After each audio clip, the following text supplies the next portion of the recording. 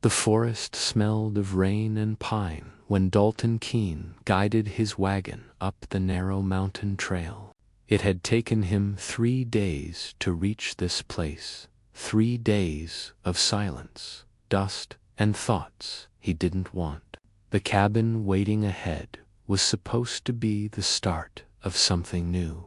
A small square of land where he could rebuild what life had taken. He had lost his ranch, his brother, and every coin he owned to creditors. This cabin was all he had left. When he finally saw the roofline through the trees, a flicker of hope stirred in his chest. But the feeling didn't last. A thin ribbon of smoke curled from the chimney. Someone was inside. Dalton slowed the horses and listened. The woods were still, except for the creak of the wagon wheels and the faint crackle of burning wood. He felt the familiar weight of his revolver against his hip and drew a steady breath. The seller in town had sworn the cabin was empty. Either the man had lied, or someone had moved in since the deed changed hands. Climbing down, Dalton felt the chill bite through his coat. The ground was damp, the air heavy with mist. He tied the reins to the porch rail and studied the door. The wood was weathered but solid, the kind built by someone who meant to stay a while. He pushed it open without knocking. Warm air and the smell of bread washed over him. The cabin was tidy for an abandoned place. Fresh flowers stood in a jar on the table. A blanket lay neatly folded on a chair. Dalton's hand hovered near his gun as he stepped inside. Then he froze. A woman stood by the fireplace, her back to him, auburn hair glinting in the firelight. She turned at the sound of the door, and for a moment they simply stared at each other. Her eyes were green, startling, sharp, and cautious. Dalton felt his pulse quicken, not from attraction, but from the sudden awareness that this stranger was not afraid. She looked ready to defend what she considered hers. "You must be the new owner," she said, her voice calm but guarded. Dalton took off his hat. "Yes, ma'am. Name's Dalton Keene. Bought this place, fair and legal." She nodded slowly, as if she had been expecting those words. "I'm Cora Lane," she said, "and before you tell me to leave, you should know I can't." The answer caught him off guard. Can't or won't? Her eyes softened for just a second, then hardened again. Both. Dalton studied her. She wasn't dressed like a vagrant. Her clothes were clean, her posture straight, her expression proud. Nothing about her fit the picture of a thief or drifter. Still, it was his cabin. "Miss Lane, I don't know what understanding you had with the last owner," he said evenly, "but I hold the deed now. That makes this place mine." Cora looked back at the fire. The flames flickered across her face, catching the edge of something he couldn't name. Fear, maybe, or memory. "There are things about this cabin you don't understand, Mr. Keene. Things that won't change just because you have papers in your pocket." Dalton frowned.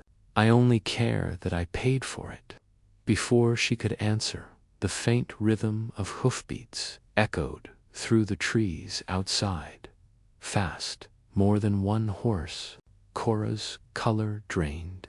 She crossed the room in 2 quick steps and pulled the curtain aside, peering through the glass. "How many people know you came here today?" she whispered. "None," Dalton said. "Why?" Her voice trembled. "Because whoever's out there, they're not here by chance." Dalton moved beside her, saw 3 riders winding up the trail, their coats dark against the pale morning. The lead man rode like he owned the ground beneath him. Cora's hands shook as she let the curtain fall.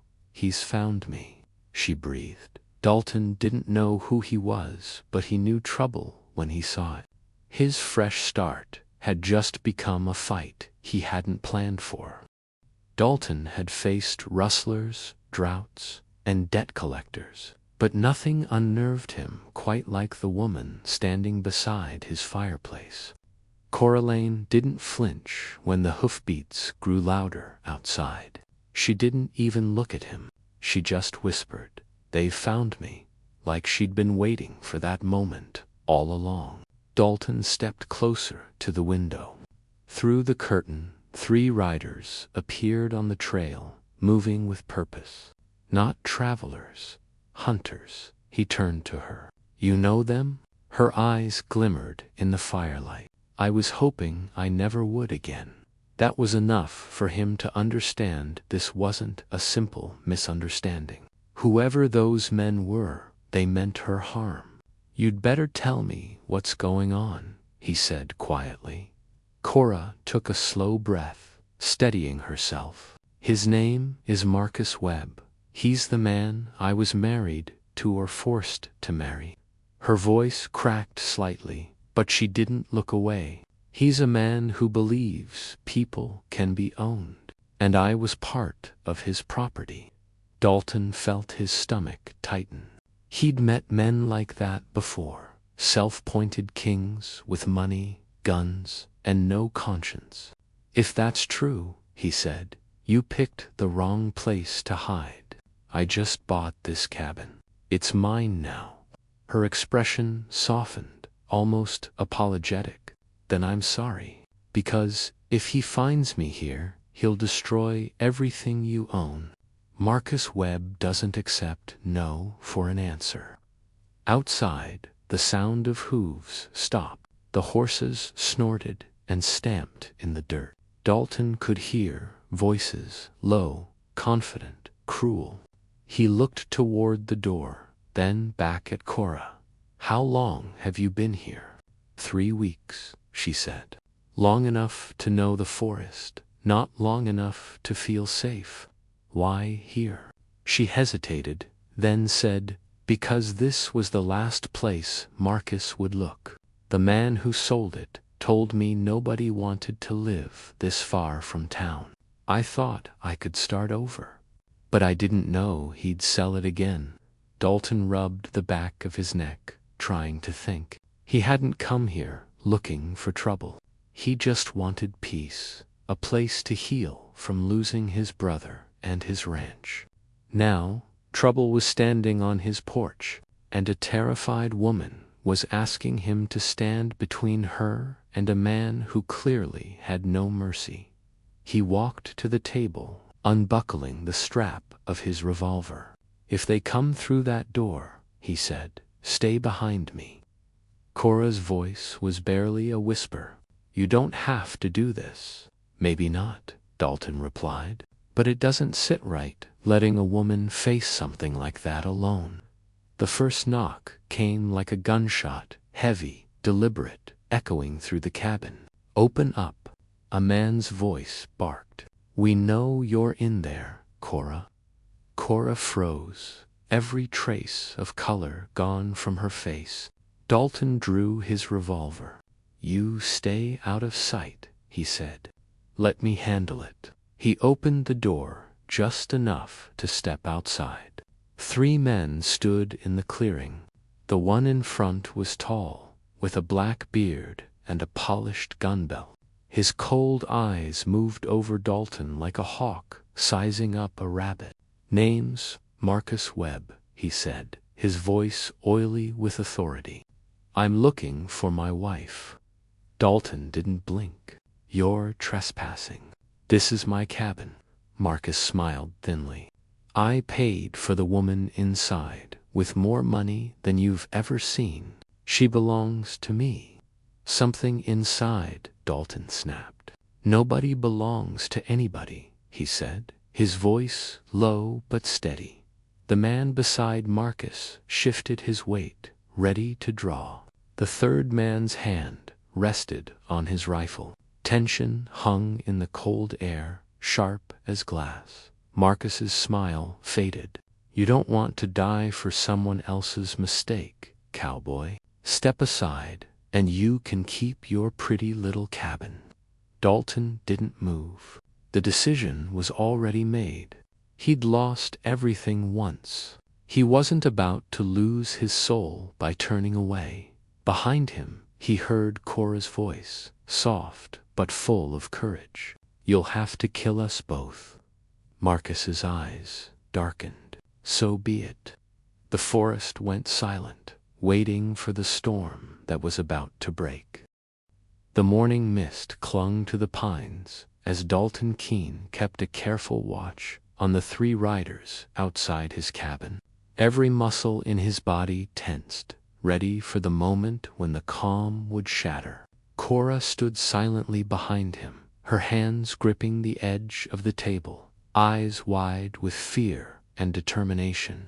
Dalton's mind raced. He didn't know much about Marcus Webb, except the name and the cold authority he carried like armor. But one thing was clear. Marcus wasn't coming for a friendly visit.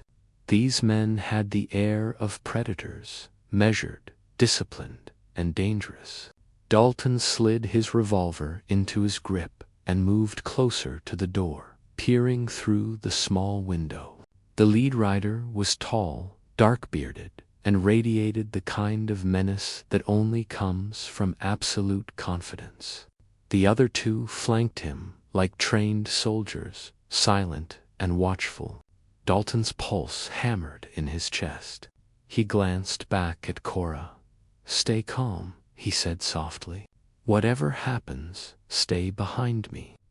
She nodded, but her fingers shook on the table. He could feel the tension, a silent plea for protection that twisted something deep inside him. Dalton knew he was risking everything: his cabin, his new beginning, his life, but he also knew letting her face this alone was not an option. As he opened the door a fraction, the cold morning wind rushed in, carrying the scent of horses and leather. Marcus Webb's eyes locked on him immediately, a thin, dangerous smile curling across his face. "There you are," the man said, voice calm but deadly. "I've been looking forward to this." Dalton stepped fully onto the porch, gun at the ready. "This is private property," he said firmly. "You don't belong here." Marcus's smile widened, a flicker of cruel amusement in his dark eyes. "That woman behind you is my wife," he said, emphasizing the word as if ownership made it law. "And she's coming with me." Dalton's jaw clenched. "She's not your wife. She never wanted to be." Marcus's laugh was low, chilling. "The law doesn't care about her wishes, cowboy. Ownership is all that matters out here." Dalton's hand tightened around the revolver's handle. His eyes swept the clearing, taking in the three men, their weapons, their confidence. They were experienced, dangerous, yet he felt something else burning, righteous anger that made him stand taller. "Miss Lane is my guest," Dalton said, voice steady. "That makes this my concern." The air grew heavier, every sound amplified: the creak of a saddle, the shifting of boots on dry earth. The two men flanking Marcus moved slightly, anticipating conflict, but Marcus raised a hand, commanding them to hold. "You're outnumbered," Marcus said. "Walk away, and no one gets hurt." Dalton's eyes didn't leave the man. "This isn't just your fight," he said. "It's about what's right." Cora's breath hitched behind him. "Don't lose everything because of me," she whispered. Dalton felt her fear, but also the quiet courage she'd shown since the moment he stepped through the cabin door. He nodded, a silent promise forming between them. She wouldn't face this alone. Marcus's grin faltered, just slightly, as if he hadn't expected such defiance. "Very well," he said. Then let's see who's truly in control. The sun rose higher, casting long shadows across the clearing. The forest waited, the cabin waited, and Dalton Keene, standing between a woman and a dangerous man, knew the first shot would decide more than just property, would decide survival. The air grew taut, each second stretching like the bow of a drawn horse. Dalton Keene stood square on the porch, revolver poised, muscles coiled, every instinct screaming alert. Marcus Webb didn't rush. He moved with the confidence of a man who had faced fear and crushed it before breakfast. His black beard caught the morning light, his eyes cold and calculating. The two men flanking him mirrored his patience, hands hovering near holstered weapons.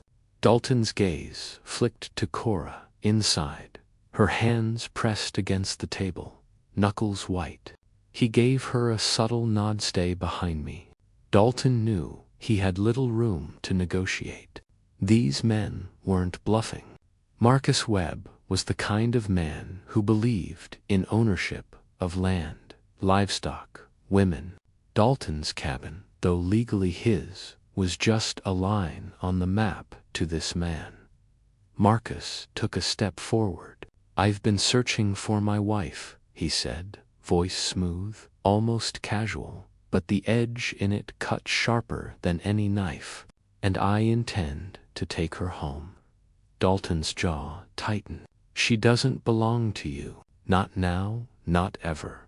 Marcus laughed, low and sinister. "Ownership is what counts, cowboy. You have papers, but I have the law. And my patience." Dalton's hand shifted slightly on his revolver.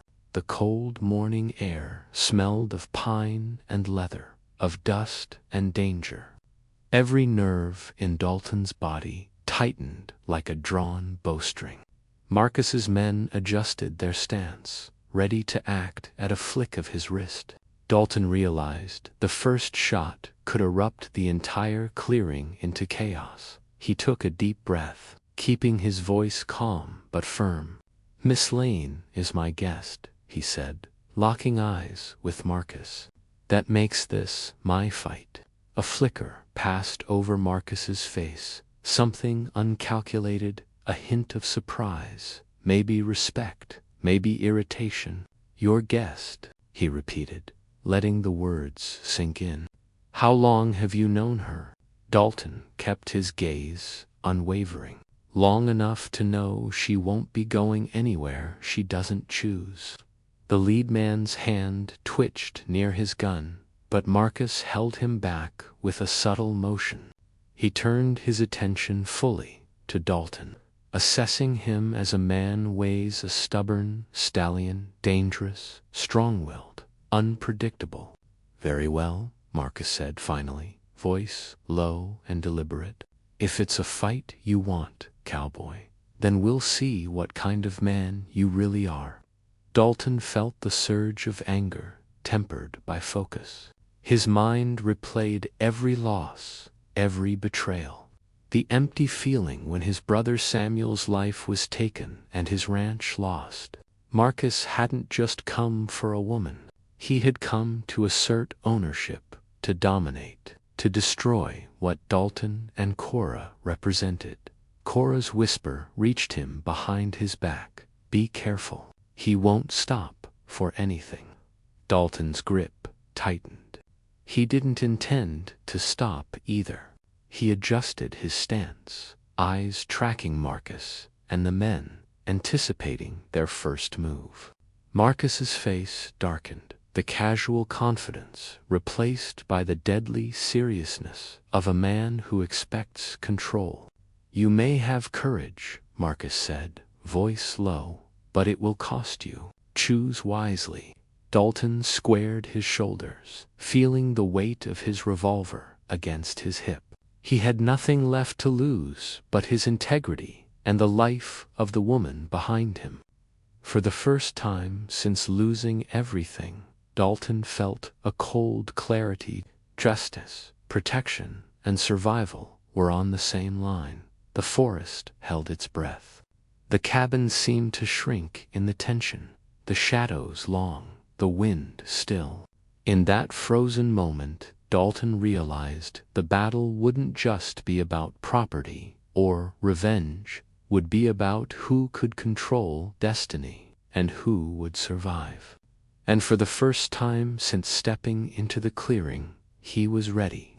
The wind carried the scent of pine and gunpowder as Dalton Keene's finger hovered over the trigger.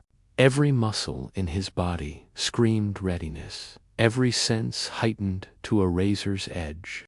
Marcus Webb didn't flinch, his black-bearded face calm, almost smug, but his eyes glimmered with lethal intent. The two men flanking him were taut, hands twitching over holsters, waiting for the signal. Dalton's heart hammered. But beneath the fear burned a controlled rage. This wasn't just about the cabin, or Cora, or even himself. It was about justice, revenge for Samuel, and protecting a life that didn't deserve to be claimed by a monster. Cora's voice broke through, soft but urgent. "Dalton, be careful." He nodded slightly, though he didn't break his aim. She stepped back, clutching the table edge, knuckles white. Dalton's eyes flicked between Marcus and the two men. The first man moved to fast. Dalton anticipated, fired. A sharp crack echoed. The man went down, clutching his shoulder, spinning off balance. The second man lunged, gun drawn. Dalton ducked, rolled, and fired in a single fluid motion.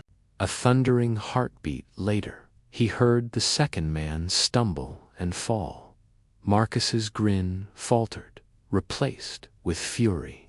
"Cowboy," he barked, drawing his revolver in one smooth motion. Dalton's gun barked back. Smoke curled from the barrels, mingling with the rising morning mist. They circled each other in the small clearing, eyes locked, every movement measured, every breath deliberate. Dalton's mind raced. One wrong move, one hesitation, and the blood would be his and Cora's to bear. Marcus's grin returned, cruel and sharp. "You think courage saves you," he shouted. Dalton didn't answer. He didn't have to. Every movement was an unspoken reply, precision, experience, and raw determination. The first exchange of fire was quick, brutal, and decisive. Dalton's focus, sharpened by grief and righteous anger, gave him the edge. He wasn't just fighting for property or pride. He was fighting for life itself. A sudden shift to the left, a flash of movement. Marcus's gun arm went slack. Dalton's shot had found its mark. Marcus staggered, surprise and disbelief flickering across his face. The forest seemed to exhale, the tension breaking as Marcus's two men scrambled to retreat, some in pain, some in fear. Dalton kept his revolver trained, heart hammering, sweat dripping down his brow. He heard Cora behind him, quiet and steady. "It's over." Dalton lowered his gun only slightly, walking forward, eyes never leaving Marcus. The man's chest rose and fell, erratically, the smugness gone, replaced by raw realization. Dalton's jaw tightened. "It ends now," he said, voice low and controlled, the weight of Samuel's memory behind every word. Marcus's lips twisted in a grimace, but he couldn't speak. Dalton knew the fight was won, but the cost and tension of survival clung to him like a shadow. Cora stepped forward, cautiously, still clutching the rifle. Her hands were steady now, but her eyes glimmered with relief and exhaustion. Dalton felt something shift inside him, a strange mix of adrenaline, grief, and victory. He looked at the cabin, his cabin, and realized It was no longer just a shelter. It had become a fortress, a place where courage and justice had collided and survived. The surviving men fled into the forest, leaving only silence and the distant echo of hoofbeats fading away. Dalton knelt beside Marcus, checking for life, but the fight was over. The threat had been neutralized. Cora's hand touched his arm, lightly, grounding him, reminding him of why he had drawn his weapon at all. In that moment, Dalton understood something vital. Some battles aren't about revenge, they're about protection. About standing for what's right when no one else will. He stood, letting the weight of the victory settle. The morning sun had climbed higher, lighting the clearing, illuminating the cabin and the two of them. Dalton exhaled, the tension leaving him in slow waves. Cora's eyes met his, and for the first time since he'd arrived, he saw something unspoken but understood: trust, relief, and the beginning of hope. The cabin was safe, justice had been served, and life, messy, dangerous, beautiful life, would continue. The forest was quiet now, the aftermath of gunfire replaced by the soft rustle of pine needles in the morning breeze. Dalton Keene stood on the porch of his cabin, the weight of the previous hours heavy on his shoulders, yet tempered by a hard-earned relief. Marcus Webb lay defeated, his men gone or fleeing, and the threat that had loomed over Cora was finally gone. She stepped outside, her auburn hair catching the sun's first real light, and Dalton felt the tight knot of tension inside him loosen. Her hands rested on her growing belly, and he noticed how careful and deliberate her movements were, each one a quiet testament to the life she carried. Dalton looked at the cabin he had bought with all his savings, the place he thought would be a solitary refuge, and realized it had transformed into something far greater: sanctuary. Cora approached him slowly, her eyes bright but tinged with exhaustion. "It's over," she said softly. "Everything's over." Dalton nodded, though he knew the scars of the past would not disappear so easily. He reached for her hand, letting the connection speak the words neither dared to say aloud. They didn't need to speak of fear or loss. The morning carried those lessons in its quiet light. Dalton stepped down onto the soft earth, scanning the horizon. The pine forest stretched endlessly, but the clearing around the cabin felt like a small, sacred space. "You'll be safe here," he said. "I won't let anyone hurt you." The child. Cora's green eyes met his, shimmering with gratitude and something more: a quiet trust that had grown in the midst of chaos. "I never expected anyone to stand for me," she admitted, her voice catching. Dalton shook his head, almost incredulous. "Nobody deserves to be alone when the world tries to crush them."